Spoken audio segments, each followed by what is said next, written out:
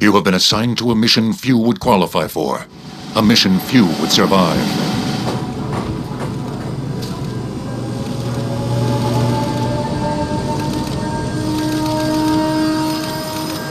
You are about to embark upon a great crusade.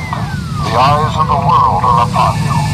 The hopes and prayers of liberty-loving people everywhere march with you.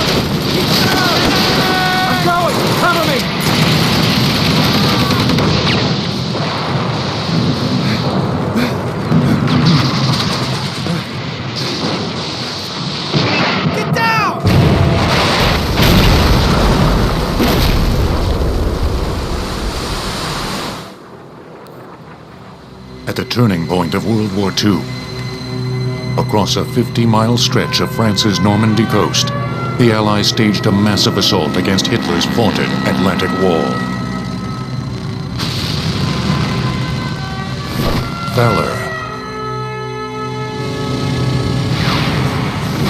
duty, leadership,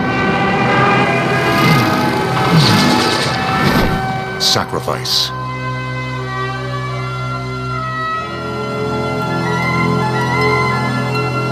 Can one man truly make a difference?